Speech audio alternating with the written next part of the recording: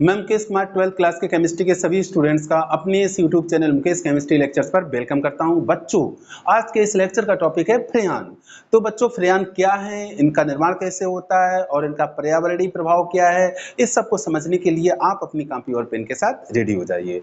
तो बच्चों, अब स्टार्ट करते हैं आज के इस टॉपिक को, जिसका नाम है फ्रेयान। बच्चों, फ्रेयान क्या है, सबसे पहले इस बात पर आते हैं। बच्चों, फ्रेयान जो होते हैं वो मीथेन और एथेन के क्लोरोफ्लोरो व्युत्पन्न होते हैं। यानी कि मीथेन एथेन के जो क्लोरोफ्लोरो व्युत्पन्न होते हैं उन्हीं को हम फ्रेयान कहते हैं। अब वो मीथेन से भी बनता है और एथेन से भी बनता है। यहाँ पर मीथेन से बनने वाला क्लोरोफ्लोरो व्युत्पन्न हम ले रहे हैं और मीथेन से बनने वाला एक सबसे महत्वपूर्ण क्लोरोफ्लोरो व्युत्पन्न है फ्रेयान 12। फ्रेयान 12 एक मुख्य फ्रेयान गैस है और इसका जो निर्माण होता है वो कार्बन टेट्राक्लोराइड से होता है। यानी कि फ्रेयान 12 सबसे मुख्य फ्रेयान है और इसी का निर्माण मैं आपको पढ़ाने जा रहा हूं। जैसा कि मैंने आपको कार्बन टेट्राक्लोराइड में फ्रेयान 12 कैसे बनता है ये मैंने आपको बताया था। यहाँ पर भी उसका डिस्कशन कर लेते हैं।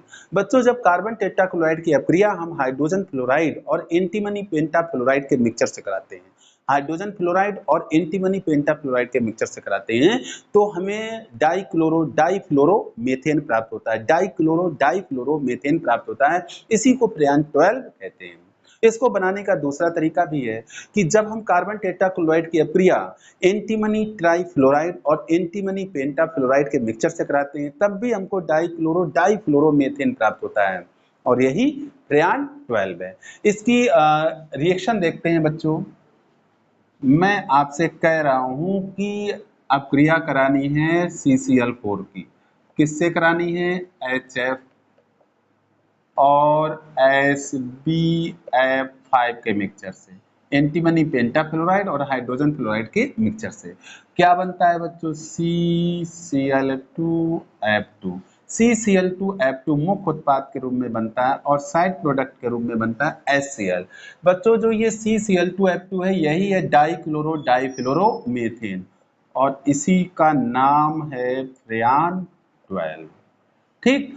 अब बच्चों, जो मैंने दूसरा तरीका बताया कि अगर हम कार्बन टेट्राक्लोराइड की अपक्रिया कराते हैं एंटीमनी ट्राइफ्लोराइड से SbF3 से इन प्रेजेंस ऑफ SbF5, तो बच्चों तब भी हमें डाइफ्लोरोमेथेन मिलता है और यहाँ साइड प्रोडक्ट चेंज हो जाता है। ये हो जाता है antimony trichloride SbCl3, antimony trichloride. अब बच्चों, मुझे करना क्या है? इन रिएक्शंस को बैलेंस करना है। बैलेंस करना आपको सीखना है। इन दोनों ही रिएक्शंस को बैलेंस करने के लिए आपको फ्लोरीन से स्टार्टिंग करनी है। पहले आपको फ्लोरीन के परमाणु इक्वल करने हैं। जब आप फ्लोरीन के परमाणु इक्वल कर लेंगे तो आसानी से रिएक्शन बैलेंस हो जाती है। पहली रिएक्शन को देखो, इसमें बाईं तरफ एक फ्लोरीन है और दाईं तरफ दो फ्लोरीन है। एक को दो के बराबर करने के लिए आप जानते हो कि एक में हमें गुणा करना होगा दो का, तो फ्लोरीन हो गए बैलेंस।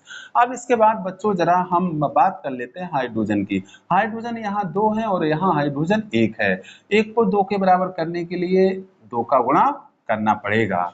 जब बच्चों हाइड्रोजन और फ्लोरीन आपके बैलेंस हो गए तो कार्बन और क्लोरीन को देख लो। कार्बन एक यहाँ एक यहाँ, क्लोरीन इधर चार है, इधर दो और दो दो चार क्लोरीन है। इट मींस जब आप फ्लोरीन से बैलेंसिंग स्टार्ट करते हैं तो रिएक्शन आसानी से बैलेंस हो जाती है। अब अगली रिएक्शन पर आइए। इसमें बच्चों देखो, इसमें फ्लोरीन है 3 और इधर है फ्लोरीन 2। अब बच्चों 3 को 2 के बराबर करने के लिए क्या करना होता है? 3 में हम 2 का गुणा करते हैं, 2 में 3 का गुणा कर देते हैं तो आसानी से दोनों बराबर हो जाते हैं। फ्लोरीन यहाँ 3 है, यहाँ 2 है, तो इसका मतलब है यहाँ हम 3 का गुणा करें और यहाँ हम गुणा करें 2 का। ऐसा करने से आपके फ्लोरीन एटम बराबर हो जाते हैं।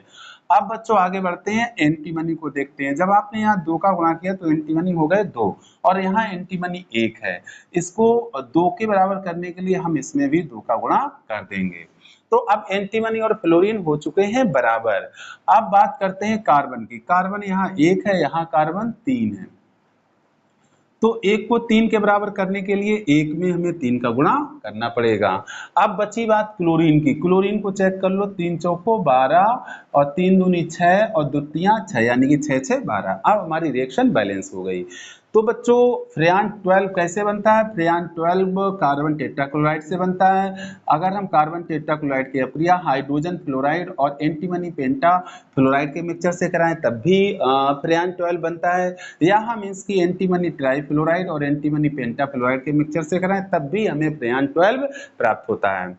अब बच्चों फ्रेयान 12 की अगर बात करें तो फ्रेयान 12 एक प्रमुख फ्रेयान गैस है, और ये इस तरह की गैस है कि ये विषहीन होती है, विषहीन पॉइजनलेस, स्थायी होती है और ज्वलनशील निष्क्रिय गैस है। अज्वलनशील निष्क्रिय गैस है और आसानी से द्रवित हो जाती है, लिक्विफाइड हो जाती है। इस कारण से इसका उपयोग प्रशीतक यानी कि रेफ्रिजरेटर्स में और वातानुकूलन यानी कि एयर कंडीशनर्स में किया जाता है, यानी कि एसी में और फ्रिज में इसका उपयोग किया जाता है। किसका? फ्रेयान 12 का उपयोग किया जाता है।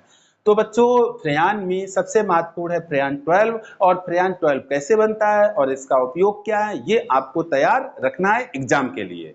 अब बच्चों फ्रेयान का जो पर्यावरण पर हानिकारक प्रभाव पड़ता है वो क्या है?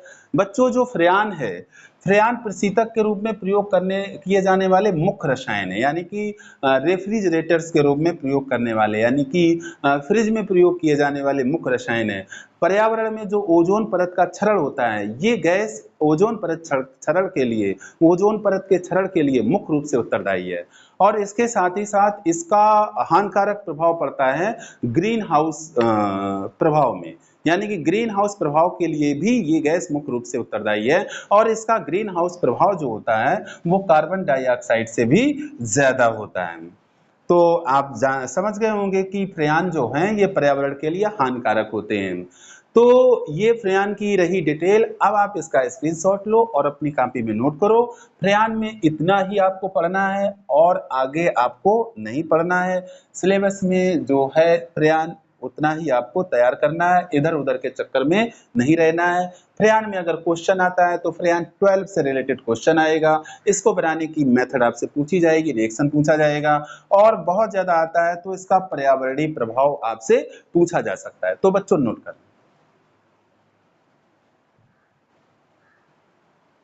अब बच्चों इस छोटे से लेक्चर वीडियो को यहीं पे समाप्त करते हैं। अगर आपको फ्रेयान समझ में आया है तो इस लेक्चर वीडियो को लाइक और शेयर कर दीजिए, और अगर आपने चैनल सब्सक्राइब नहीं किया है तो इसको भी सब्सक्राइब कर लीजिए। Thank you so much.